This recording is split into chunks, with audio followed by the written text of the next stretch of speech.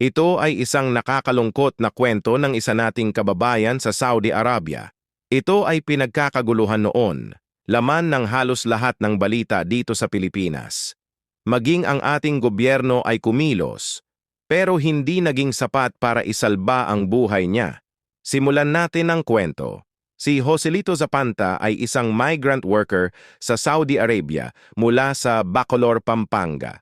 Siya ay namasukan bilang isang construction worker, isang OFW na nangarap na magkaroon ng buhay na matiwasay at makaraos sa kahirapan.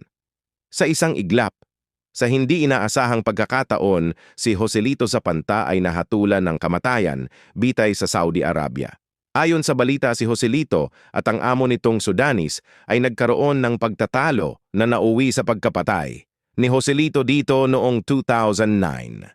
Si Joselito Zapanta, isang 35 years old, ay nahatulan ng korte ng Saudi Arabia ng guilty.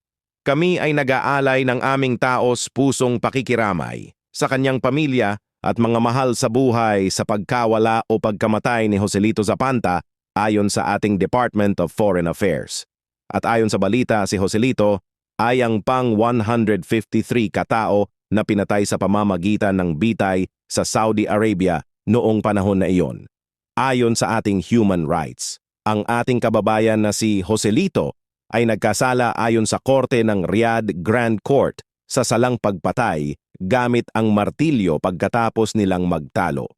Ito ay ayon sa balita ng ahensya ng news agency. Siya ay binitay sa Riyadh noong 2016, nakakalungkot man itong sabihin. Pero sa Saudi Arabia, ang pagbitay ay karaniwang ginagawa sa pamamagitan ng pagpugot ng ulo gamit ang espada.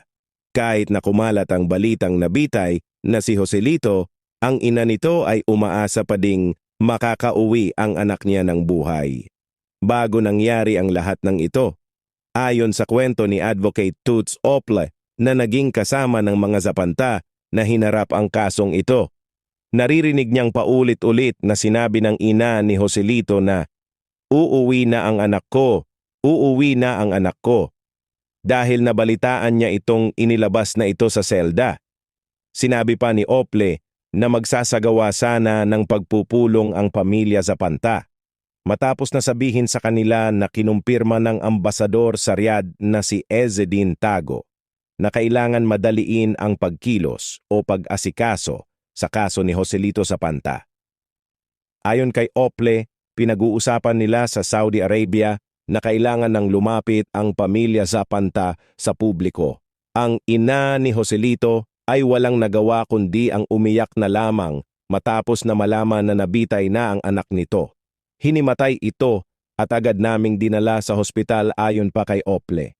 Hinatulan ng bitay si Joselito matapos na tumanggi o umayaw ang pamilya ng biktima na gumawa ng Affidavit of Forgiveness o tinatawag na tanazul sa Saudi Arabia kapalit ng diya o blood money. Ang ibig sabihin ng blood money ay babayaran ng pera ang pamilya ng biktima. Ginawa lahat ng ating gobyerno ang tulong para kay Joselito, paulit-ulit na apila sa korte.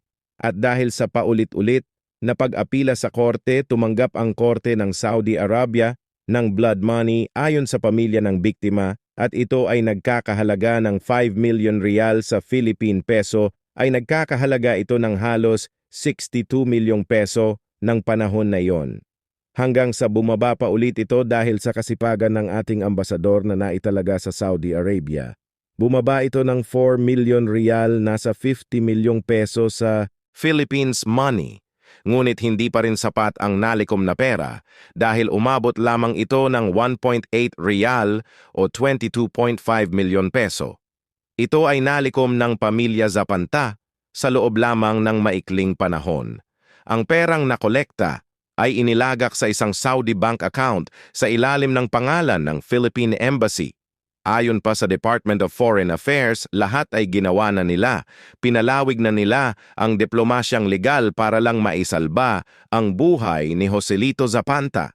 Ibinigay ng gobyerno natin ang lahat ng klaseng tulong para sa binitay nating kababayan na si Joselito Zapanta.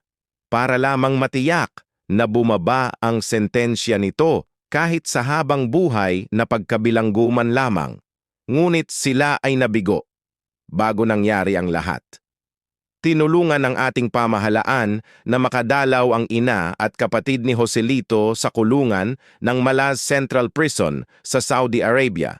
At sila nga ay nakadalaw noon November 28, December 2, taong 2015 at March 8, taong 2013. May mga ibang lahi kasama na ang ating kababayan na binitay ng kaparehong taon sa Saudi Arabia.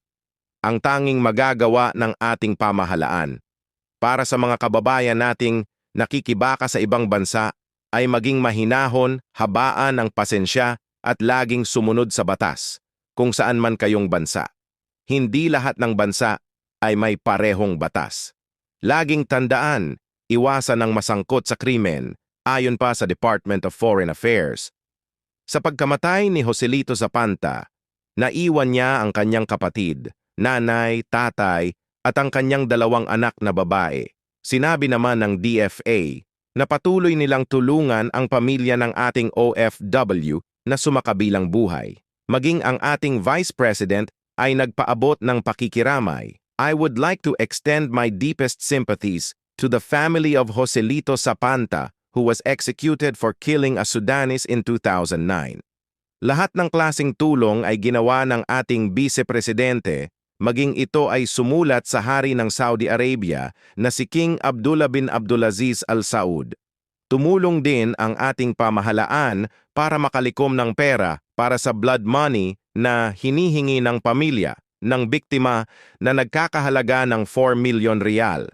Maging ang non-government organization ng Pampanga at ang lokal na pamahalaan ay nagtulong-tulong na makaipon ng pera para sa blood money, ngunit hindi ito naging sapat.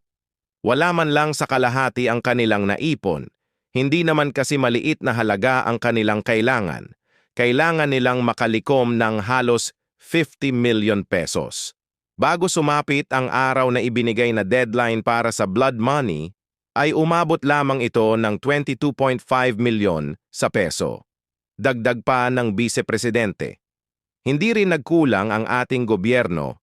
Sila ay nakikipag-usap ng diretsyo sa pamilya ng biktima na Sudanese para lamang i-extend pa ang binigay nilang deadline para sa blood money, ngunit naging matigas ang pamilya ng biktima. At hindi rin ito pumayag na babaan ang halagang hinihingi bilang blood money.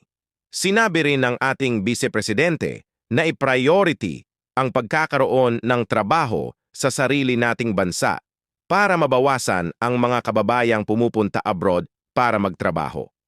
Ayong sa grupo ng mga migrante, ang buong samahan ng mga OFW ay nalungkot sa balitang natuloy ang hatol na bitay kay Joselito Zapanta. Ipinaabot ng grupong ito ang kanilang pakikiramay sa pamilya Zapanta. At nasabi din na may konting kapabayaan ang Aquino administrasyon.